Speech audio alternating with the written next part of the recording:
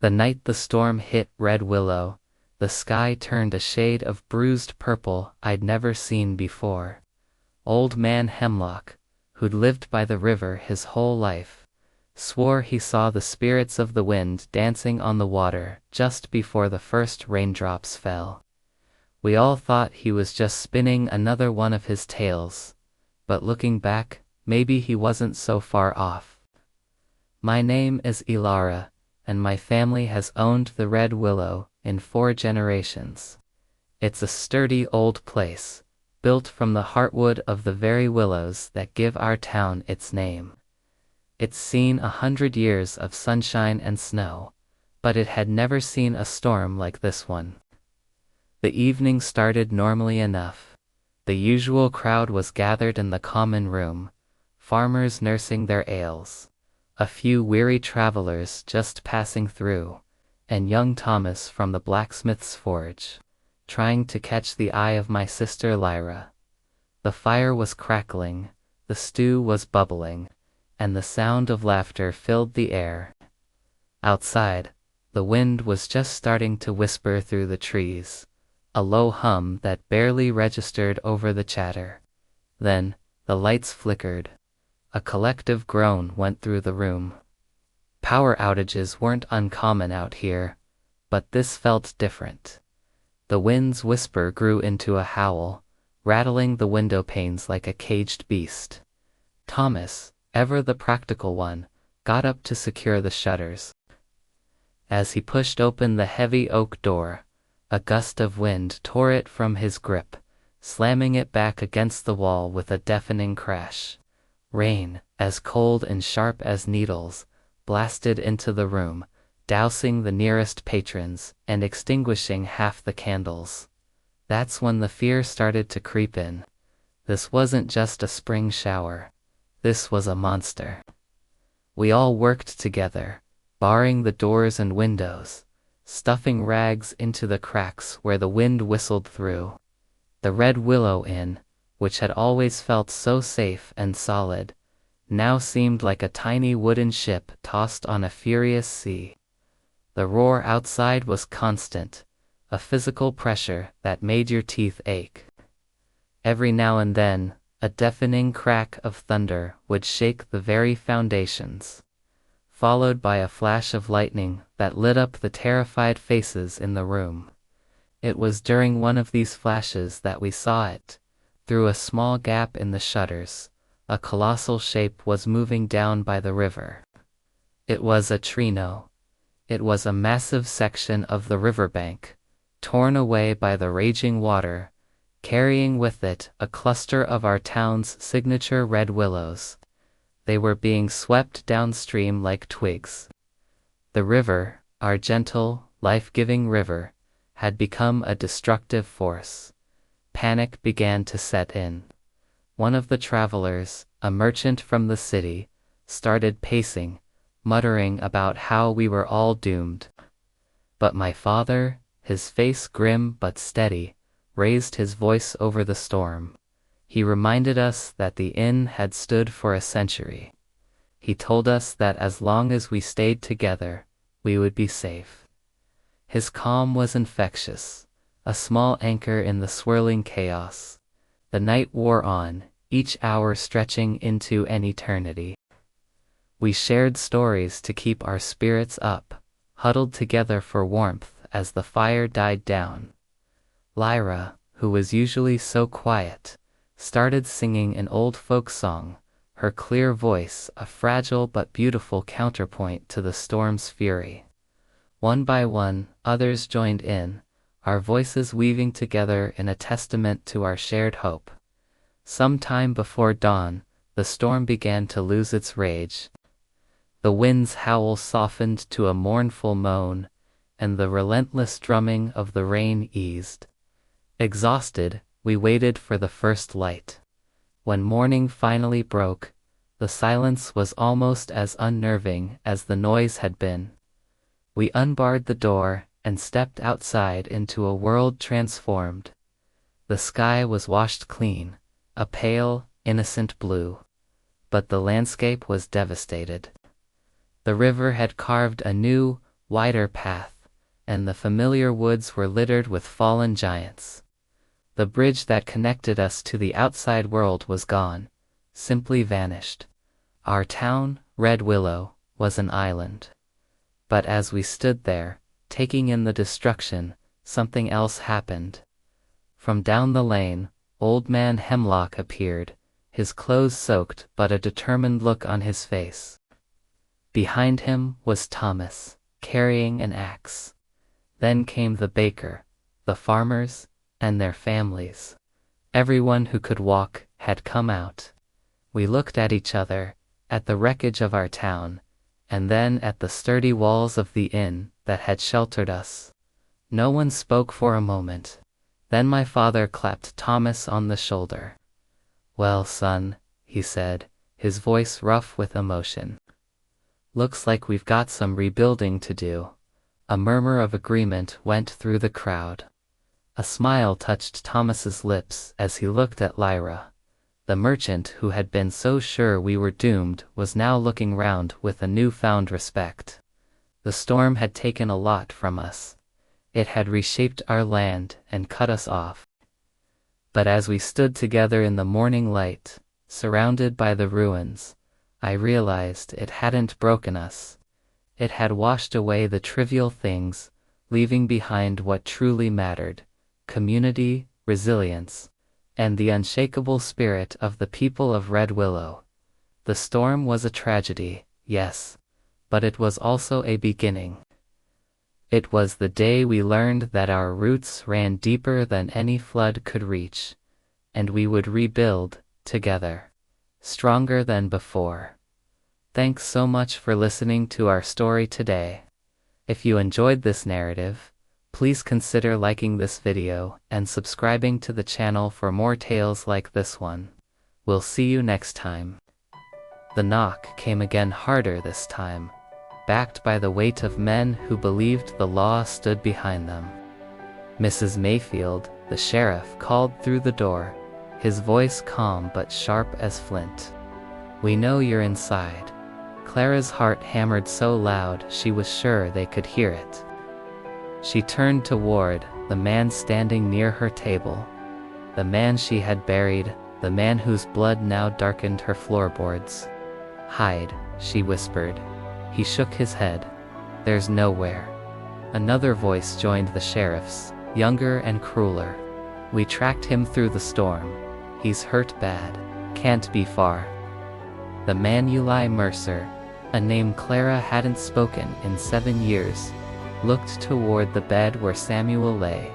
His face softened, then tightened with resolve. "If they take me," he said low, "they won't stop asking questions. About you, about the boy." Clara's jaw trembled. "Then what do you suggest? A gunfight in my parlor?" Eli met her eyes. "No, I'll step out, draw them away, and let them hang you by morning," she hissed. "That's been my ending a long time," he replied. "Just didn't reckon it'd come here." Samuel stirred again, turning onto his side. The sound cut through Clara like a blade. She stepped in front of Eli, blocking his path to the door. "You don't get to choose that," she said fiercely. "Not after all this time." The knock turned into a pounding. "Open the door now," the sheriff ordered, "or we break it down." Clara took a breath that felt too big for her chest and opened the door herself. The storm surged in once more, rain soaking her sleeves as lantern light revealed Sheriff Thomas Hale and 3 deputies mounted behind him. Hale was broad-shouldered, his badge dull with age, his eyes quick and knowing. "Evening, Clara," he said. "Sorry for the trouble. What do you want?" she asked. Hale glanced past her, his gaze stopping on the bloodstain near the table. His jaw tightened. "You've had a visitor." "I took in a wounded man," Clara said. "That's no crime. Depends on the man." Eli stepped forward then, slowly, his hands visible. The lantern light caught his face, and a murmur rippled through the deputies. "Well, I'll be damned, one whispered. It's Mercer. Hale's expression shifted, not surprise, but disappointment. You should have stayed dead, Eli. Eli gave a faint smile. Tried to. The sheriff dismounted. You're under arrest for the Black Ridge robbery. 2 men died. Eli's shoulders sagged. I didn't kill them. That's what they all say. Clara stepped closer. He's wounded. He needs a doctor. He'll get one, Hale replied.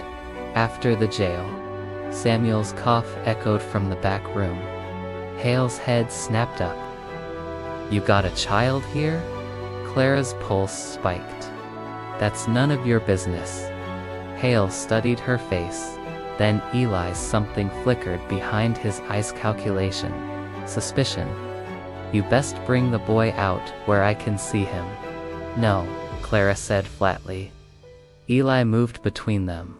Sheriff, he said, voice steady despite the pain. Leave them be. Take me, Hale sighed.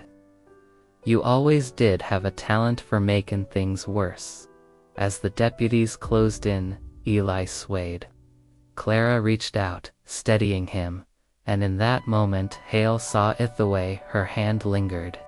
The way Eli's eyes followed the sound of the child's breathing. Understanding dawned slow and heavy. Well, Hale said quietly, this just got complicated. They took Eli away at first light. The storm broke as dawn crept over Red Willow, revealing muddy streets and hard truths. Clara stood on her porch. Samuel clutched against her skirt, watching as Eli was hauled onto a wagon, shackled and pale. Eli turned once, meeting her gaze. I'm sorry, he said, for all of it. She didn't answer. She couldn't. By noon, the town buzzed with rumors. An outlaw returned from the grave. A widow with secrets. A boy who looked too much like a wanted man. That evening, Sheriff Hale came alone. Clara let him in, her spine stiff with fear. I won't pry, Hale said, removing his hat. But that boy Eli's. Clara closed her eyes. Yes, Hale exhaled slowly. Then you should know something. The men after Eli aren't just deputies. They're the same gang that framed him for Black Ridge. Clara's blood ran cold. Why tell me this? Because if they hang him, Hale said, the truth dies with him, and those men will come for you next. Clara stared toward the window, where the sunset bled red across the plains. What can I do? She whispered. Hale's eyes were grave. Decide whether you're ready to dig up the past you buried. That night, Clara sat by Samuel's bed, watching him sleep. His lashes fluttered, his small hand curled around hers.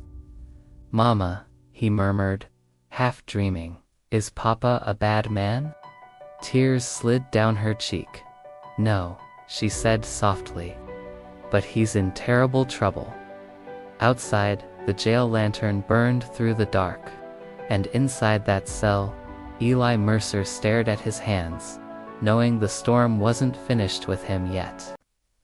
The jail was quiet in the hours before dawn, the kind of quiet that pressed on a man's chest and forced him to listen to his own thoughts. Eli Mercer sat on the narrow cot, chains cold around his ankles, his wound burning like a reminder that time was running thin. Through the small barred window, he could see the sky beginning to pale, the storm finally spent. He wondered if this would be the last sunrise he ever watched. He thought of Clara, of the way her eyes had looked when she saw him on her doorstep. Era first, then pain, then something he didn't deserve to name, and of the boy, my God, the boy. Eli closed his eyes and let his forehead rest against the wall. He had ridden into too many storms for his own sake. Now he wished he'd been braver when it mattered most. The jail door creaked open. Eli looked up, expecting a deputy. Instead, Clara Mayfield stepped inside. She wore her brown shawl pulled tight around her shoulders, her face pale but set with a strength that startled him. Sheriff Hale followed her in, lantern raised. "You shouldn't be here," Eli said hoarsely. Clara met his gaze. "I should have been here 7 years ago." Hale cleared his throat. "We don't have much time. The men who framed you are riding in from the south. They aim to finish what they started." Eli's jaw clenched. "Then you best let me hang before they hurt her or the boy." "That's not how this ends," Clara said. She reached into her shawl and pulled out a small oilskin pouch. Inside were folded papers, yellowed with age. "These were your letters," she said softly. "The ones you sent after Black Ridge. I never got them. The gang intercepted them, used your name to rob that payroll, then spread word you'd died in the fire." Hale took the papers, scanning them quickly. "This is proof," he muttered. "Dates, names. Enough to reopen the case." Eli's breath hitched. "You kept them." "I found them hidden in your father's Bible," Clara replied. "I didn't know what they were until last night." Outside hoofbeats echoed faintly. Hale swore under his breath. "We're out of time." He unlocked Eli's shackles. "You ride with me. Clara, you stay with the boy." Clara shook her head. "No, I'm done hiding." Minutes later, the three of them stood at the edge of town as dawn spilled gold across the plains. Sheriff Hale's deputies formed a thin line beside him. Across the field, dust rose as riders approached 5 men, guns loose at their sides, smiles sharp as knives. Eli swung into the saddle, despite the pain, his movements slow but sure. He turned to Clara one last time. "I never stopped loving you," he said. "I just thought you were better off without me." She stepped closer, pressing something into his hand, a small wooden carving, worn smooth by years of touch. "It was Samuel's," she said. "He said Papa should have it." Eli's throat closed. He nodded once and rode forward. The confrontation was brief and brutal. Words were spoken. Lies were shouted. Then shots rang out, sharp and final against the open sky. When the dust settled, 2 men lay wounded, 1 fled, and the truth lay exposed in the light of day. Sheriff Hale stood over the leader of the gang, papers in hand. "You're under arrest," he said, "for murder, fraud, and 7 years of stolen justice." Eli dismounted slowly, swaying. Clara ran to him, catching him before he fell. "It's over," she whispered. He shook his head weakly. "Not for me."